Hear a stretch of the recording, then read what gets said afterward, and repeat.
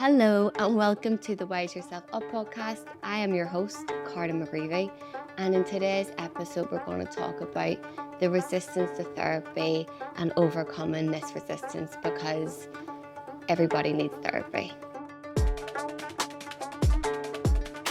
I am recording on a Monday morning, which seems to be what happens lately as I just don't get recording in time, and Emma, the podcast editor, is probably going to kill me.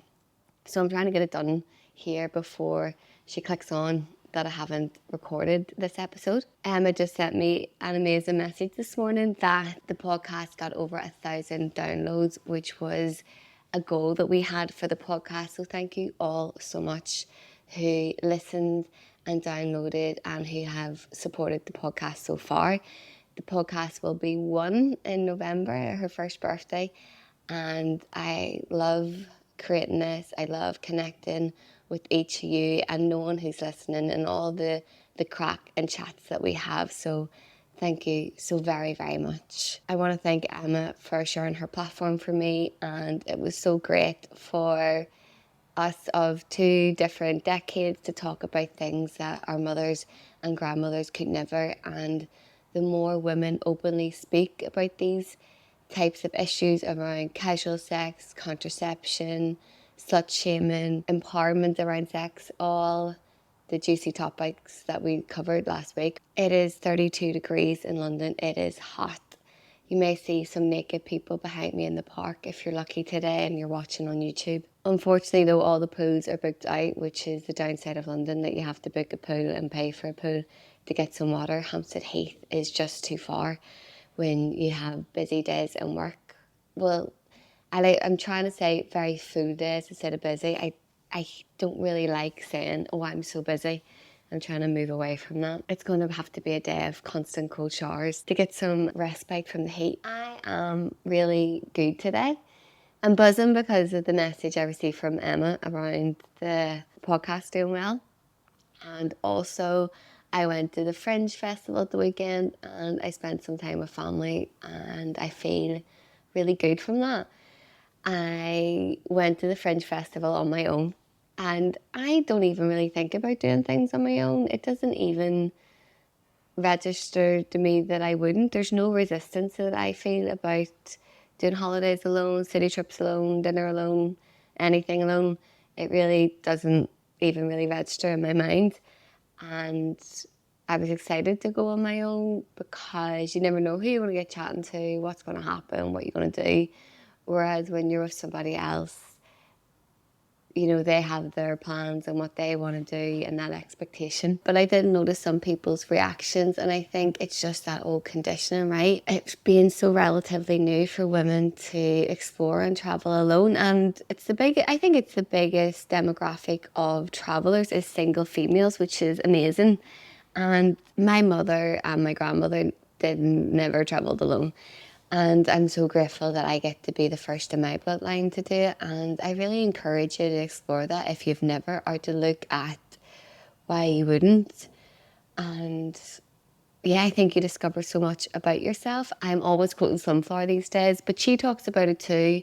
You know, instead of being on a dating app, to go to a bar on your own and explore that. It would serve way more than the likes of Hinge and Bumble. I've actually just deleted Hinge. I can't be bothered anymore. We'll see what happens, whether I go on any dates or not. I'll keep you posted. I did go on one date organically, so maybe it's the future. The only thing why I hemmed and hawed about the Fringe was money. And I don't really have anything on this summer. I went to France, obviously, but I didn't have anything. And that was like a training camp. I'm working at Electric Picnic. I mean, I didn't have anything booked just for fun.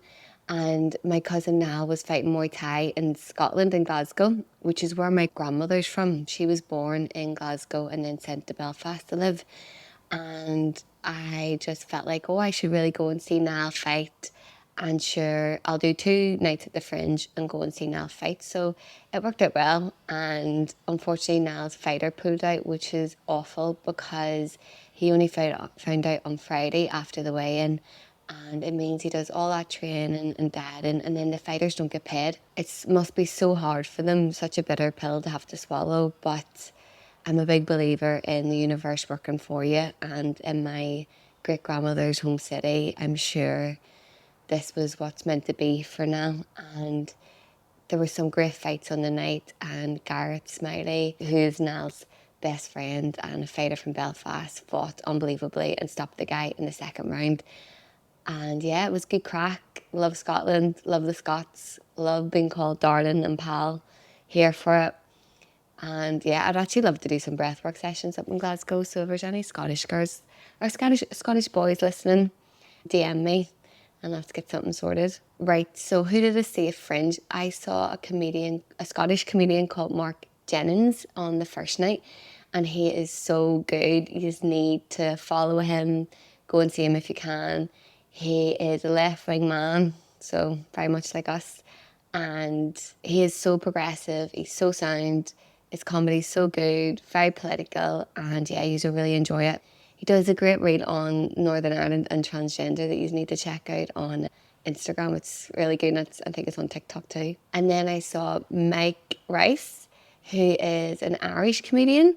You all need to go see him as well. He was absolute dirt. I saw him at 12 o'clock or 20 past 12 on the Friday day, and it was early for that kind of talk. And there was some men who were around 50 in the crowd, and I'm sure they were shook at the dirt that was coming out of his mouth. And I think he has some gigs coming up in Vicar Street soon, so definitely go and see him as well. And then the grand finale was the amazing Grace Campbell. And again, similar to me and Emma speaking last week about all the things that women could never speak about before, Grace is doing exactly that. She is unreal. It is a feminist masterpiece that every woman and man needs to go see. It's so brilliant, and I don't want to spoil any of it for you, so I'm not going to say anything more. There was one point where a real tear of sadness came out my eyes, and then she had me doubled into the next second. And yeah, I just love comedy and love seeing people perform and share themselves, and the city was buzzing, so it was great. And then I love movement, so I love the Muay Thai for watching just how they're trying to read the body, and you're totally sensing if they're going to throw the kick, if they're going to throw the hit, and it's such embodiment in martial arts, which is the element I love. I really don't like the violence, don't like it. Their wee bloody faces break my heart. I just can't cope. I like a fair fight. I don't like someone who's just getting beat up, which wasn't really the case, but there was some nasty elbows and kicks to the head, and yeah, it actually made me feel sick at one point. I have such a full week this week. I am offering tasters free on Instagram, and I haven't done an Instagram live since probably lockdown days. We will see how that goes. Pray for me. Hopefully tech works. And yeah, I actually practiced the session that I'm offering. This will already be out. If you didn't know I was offering free stuff, you can go and look at it now. So the Tuesday session, the first session I practiced this morning, and it's all about a sense of safety, which is the grounds for anything that we want in life. We have to feel safe. And so it's a really grounding practice, really helps if you are someone who's really in your head. And yeah, I felt good after it, and I'm excited to share it. And then I have a session on Wednesday and Thursday, and I think it's an energizing session and a balancing session. And I'm a big believer in trying before you buy. So this is Tasters of the Wave Effect, which is a month of attending to yourself, which sounds so easy, but it really isn't. It's a difficult challenge to set yourself. It sounds so simple and easy, yet it is the exact medicine that everybody needs more of, especially women who are so good at attending to everybody but themselves. What I'm offering is the hardest thing I ever had to learn in my path of healing and my journey of healing, but this is the one that reveals the most to you in terms of knowing who you are, what you love, what direction to go, what you need to do, what you need to let go of, what your desires are. It has to be received in stillness and silence. And I was the girl who resisted stillness and silence for years, and I really, really suffered when I came into stillness and silence. And what I mean by that is it was so difficult for me. I felt like my skin was crawling, and there was a real process that I had to follow to really come home to my body, really learn to relax, really learn to feel safe and attend to myself. And this is what I share in this course. also embedded all the things that I've learned from all the women that I've got to work with since 2018. I've been running these women courses, and I thread in what I've learned from them too. So I'm really proud of the wave effect. And to be honest, the most powerful part is not, well, it's the teachings that I share, yeah, but it's the group of women. I don't know why this is the way it is, but when strangers connect, group of women who don't know each other, it has a powerful frequency, and it affects me and it affects every woman in the group to attend to what needs to be attended to. And I'm so excited for this next round, which begins on the 4th of September under new moon skies. And we're approaching full moon skies at the minute. Let me check here. So when this goes out, it's going to be the 13th, 14th. Yep. So we have a full moon. Oh, Jesus. Oh, God. We have a full moon on the 19th. And the reason why I'm saying, oh God, is because I'm going to Electric Picnic, which means there's going to be a big group of Irish people and lots of different types of people all go mad underneath the full moon this weekend. So I'm excited for that. Just means that we'll all go even more crazy. Okay, so this is the last bit of biz I have for you before I get on to this week's topic, is that I got accepted on to Gabor Maté's course for professionals. It's a course that is for people who are working in the health profession, in therapy in different forms. I am in therapy. I am a holistic therapist through breathwork and movement. And it's open to psychologists, doctors, all different types of people, and body workers. And the course is that you'll be a trained compassionate inquiry therapist, and by the end of the year, it's a lot of work. And I would say Gabor Maté is pretty thorough, and I get some time with him as well in the course. So, I mean, I think there will be blood extracted from me to pass this, but I'm here for it. I'm up for it, and I don't think there's going to be a corner of my mind that hasn't been unturned by the end of it, because yeah, when you do these courses, it reveals a lot about yourself, and it's a lot of deep work on yourself, because it's only from that space that you can offer. So yeah, I'm really excited, and if you're working with me this year, you'll get different tastes of that. The reason why I want to study under Gabor Maté over other courses is because I don't really agree with some of the mainstream psychology offerings. And what I mean by that, they don't talk about trauma and teach about trauma enough, and embed some of the new research that we've found. And they don't marry the body and mind enough for me. And that needs to change. And that's what Gabor Maté's mission is. And a lot of people who in both professions who work with psychology, or rather physiology, both recognise that it shouldn't have been two separate schools and that they need to marry together. And this course really offers that for me. And Gabor Maté's, I mean, he's 80, he's lived a long life, he's specialised in addiction, he's worked with the end of life care, and I just can't wait to learn from him. And what I love about Gabor Maté is how intelligent his questions are, and how much he can read from so little what the person reveals, and it's exceptional to watch. And yeah, some people have an issue with Gabor Maté. They find his work flawed. There's always criticisms. I'm a big fan and big believer in his work and his message. And some people find him too direct, and I like his directness, and I am quite a direct person. I am a very direct person. And yeah, so I think it's finding the therapist that is right for you in terms of whether you like directness or, yeah, what style you like. And that's, you have to work that out for yourself. If things are too fluffy and abstract, you lose me, because I am quite a cognitive person. I am someone who's had to do lots of work to detach from thought.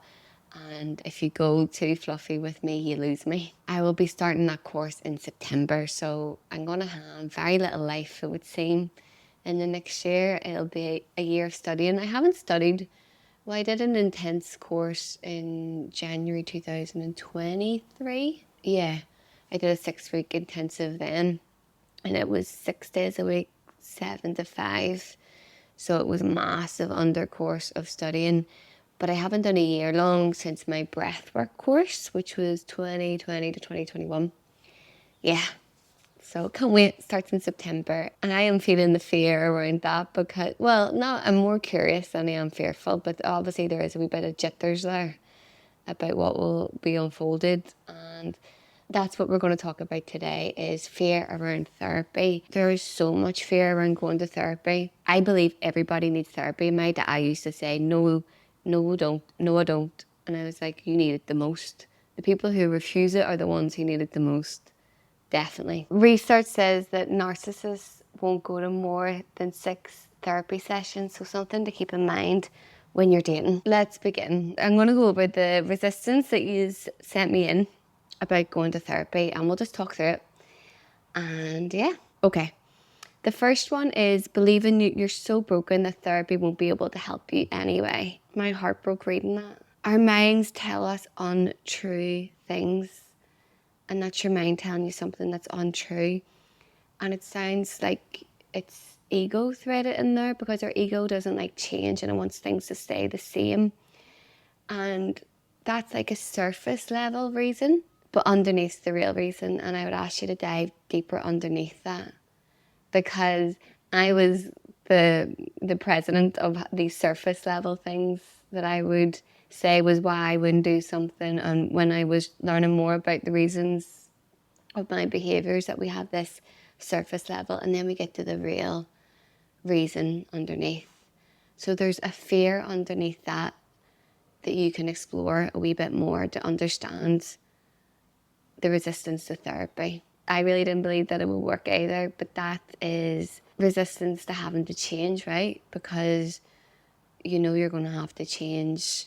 You're going to have to learn things that you know. And I think it's a big part of the Irish culture just to dismiss it because it is so new. This journey of healing, everybody going to therapy, doing body work, breath work. So when new things come, new information comes, it's healthy and smart to question it and have conversations around that. And that's just your mind presenting resistance to new things. And it's one of my favourite quotes from Gabor Maté is that everybody has the ability to heal and that you're more powerful beyond measure. And there's no one that broken and you're not that broken.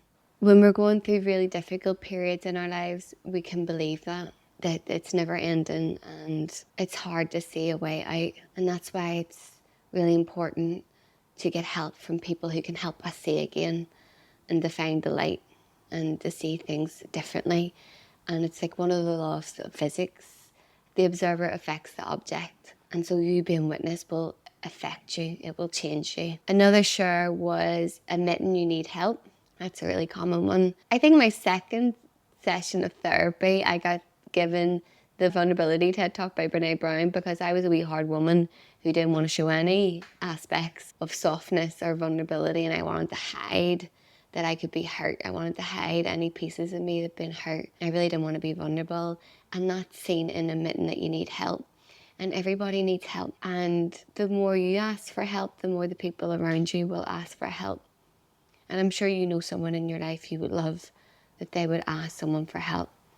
And you can help them by doing it yourself. Nothing exists in isolation. We all need connection. We all need help. And I don't know where this comes from. Maybe it comes from this whole, oh, I'm the creator of my life. I'm the master of my life. Therefore, I'm the blame for my life and I have to fix everything. That's fucking bullshit. It's absolutely untrue. And you are the co-creator. You did not get asked to be born into the life you did or the things that have happened to you. And some people got incredibly tough hands, and everybody deserves help and support to work with the waves in which life meets us. And that's the skill of learning to heal, right? And I think that was a really important step for me was, oh my God, I don't get everything that I order. Because I got delivered things in life I definitely didn't order and I was raging. There was another share, people don't like being labelled crazy. I would like to think that that's diminished a lot, but maybe people think that you have to be really suffering to go to therapy, and I think that has big problems because we have to remember too, when someone's really struggling in life, really down, really having low self-worth and self-esteem, and then we're asking them to do another hard thing when getting up in the morning's hard, brushing their teeth is hard, getting a shower is taking a lot from them, and we want them to go to therapy. that's a lot. And that's why it's sad that for most people, like myself, it takes to get to breaking point before we get help, which was my journey. Whereas if you're in a good place, and that's play of two opposites here, when you're in a good place, you forget how awful things can be, how low that you felt. And then it's hard to motivate yourself to get help because things are good again. But if you learn the skills when things are good, things won't be as bad as they were before when the bad times come again. Because you'll have learned skills and tools to help you, to connect you to something bigger, to help you manage the intensity of the emotions that come. This is another share, was a girl said that she believed she was into unsettled a place to go to therapy, but she realizes that that was just something that she was telling herself. It was just a story she was telling herself, that her life was too busy, that was just resistance in a different shape and form. And she's had a big shift in that. And it's to learn what stories we're telling ourselves and what our resistance is and what the truth is. Because there is no perfect conditions for this. We can't wait until everything's perfect to take action, to do hard things, or else we wouldn't get anything done, would we? Another share was, I always hear people say, I don't want to talk to a stranger, which is so bizarre because they don't want to speak to someone they know either. And that's something that comes up a lot, is not wanting to speak to a stranger, because it's ingrained in Irish culture and in the culture across the UK, really, isn't it? You know, keep yourself to yourself. Things are private. Keep them hidden at the home. The Troubles has a lot to contribute to that in the north. There was so much going on that people were trying to process, which led to this culture of secrecy and hiding things. Also, people didn't have the capacity to deal with things then because there was a war going on. And there's this stranger danger we have, this person we don't know. In Ireland, where we used to know everybody, right? And that's the gift of the stranger, because we have to remember this, that nobody actually cares. We are all fairly self-obsessed and we're all going through shit. We all have our own problems, and that stranger that you're sharing with is more focused on themselves. And yes, they're there to support you for that hour, but they really don't care that you're having an affair. They're not there to judge you. They don't care that you have a drinking problem, that you don't love your partner anymore, that you are really struggling after your baby. They don't think any less of you. And that's the gift of a stranger, is that they won't make it about them, which is the problem when we share with the people we love, when we share with our parents, with our partners, with our best friends.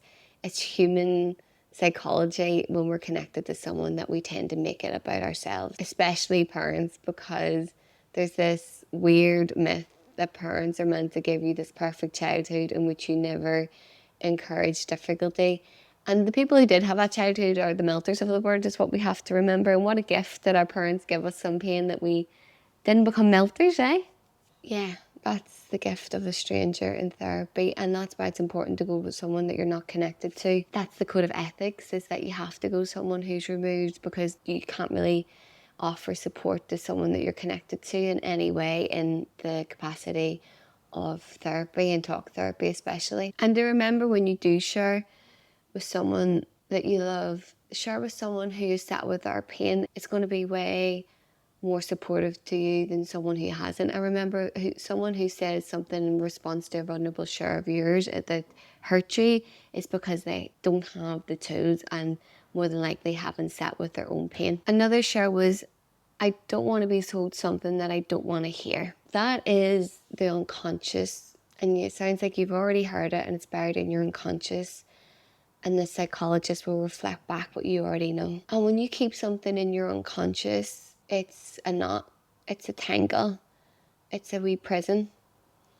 And when you bring something into the conscious light, it offers freedom. It's one of the oldest sutras in yoga, which is about 8,000 years old.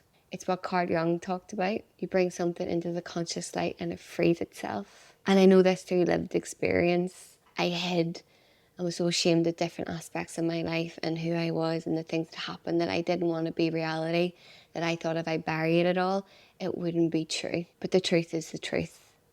And it sounds like this is heavy on you. And I hope in your own time that you can be with whatever this is that you don't want to hear, and that you can hold it in compassion, more importantly, because we're all humans, very flawed humans, and a big path of healing is remembering that we're human and that we fuck up, and to forgive ourselves for the things that we really regret. Another share was, for years I was terrified of opening the can of worms.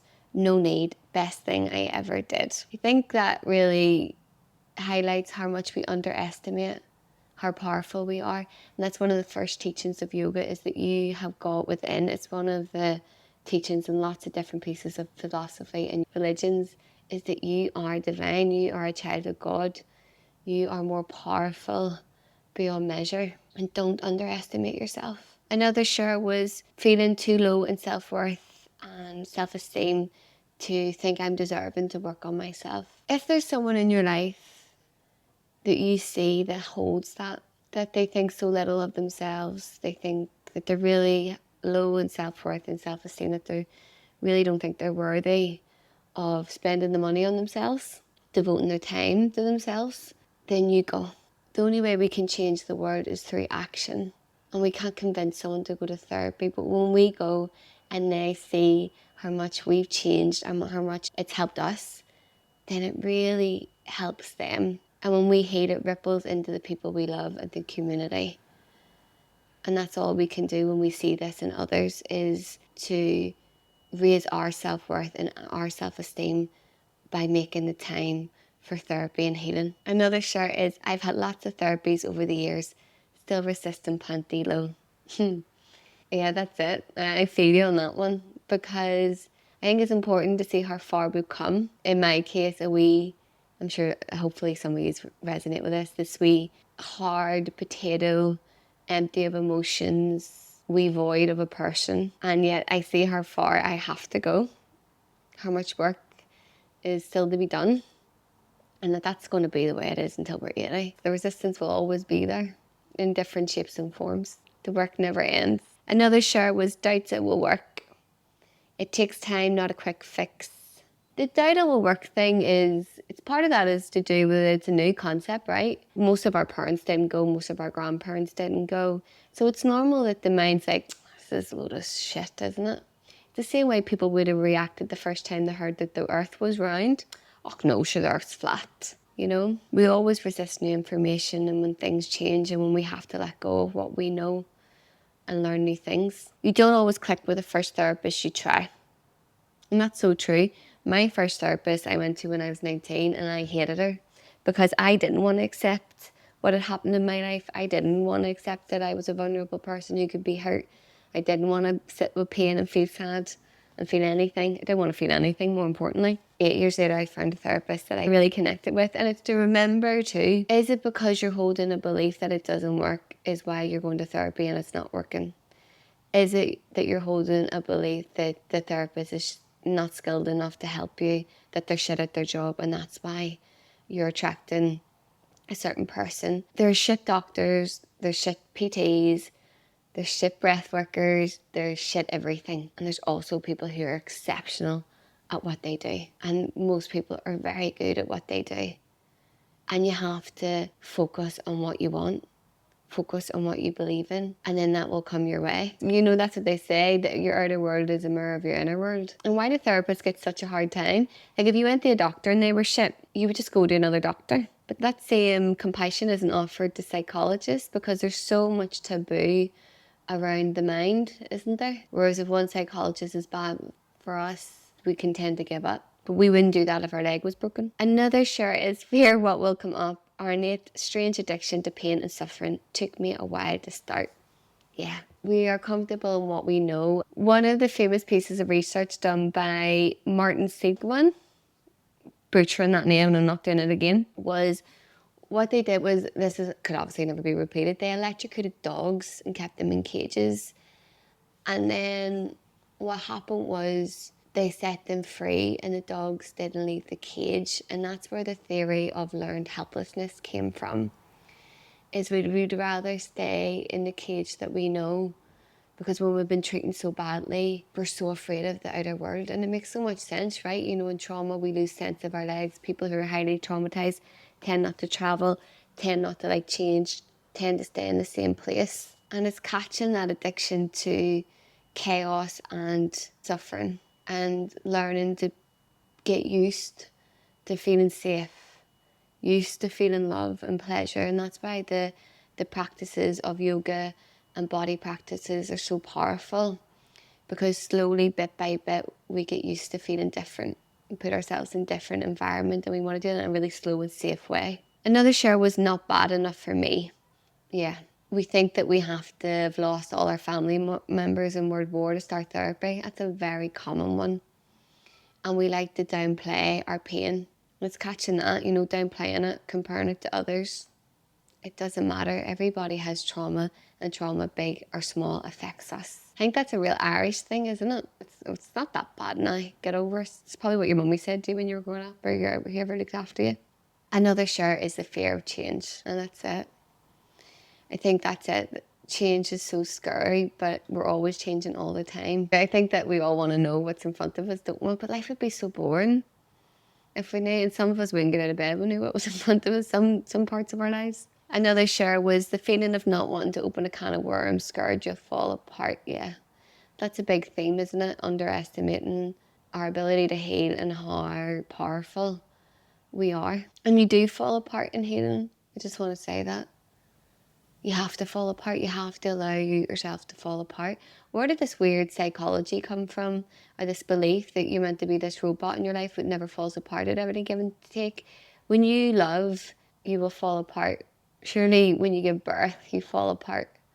When someone dies, you fall apart. Like those are certains in life. I mean, it's not certain that everybody's going to have a baby, but it's a certain that you're going to fall apart in your life. And it's better to practice it, right? There's a lot of shares saying fear.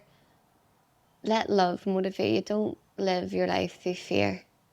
Go to therapy because you love yourself.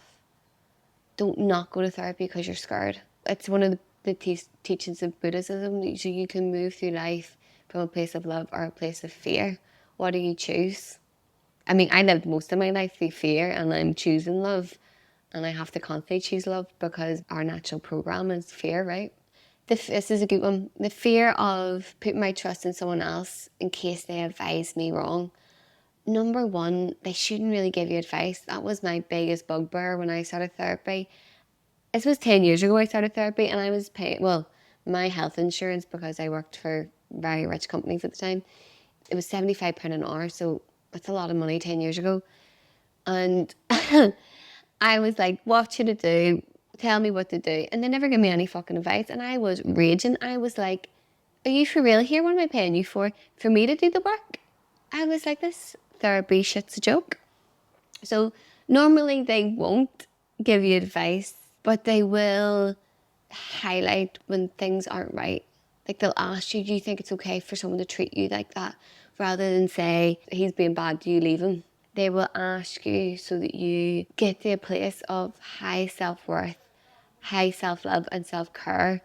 I've heard some horror stories about therapists giving their opinions as to why they think someone could be gay, which is absolutely insane. But I think that's a small percentage, And I think because we're fearful or resistant to therapy, we may cling to the scare stories and report someone if that does happen.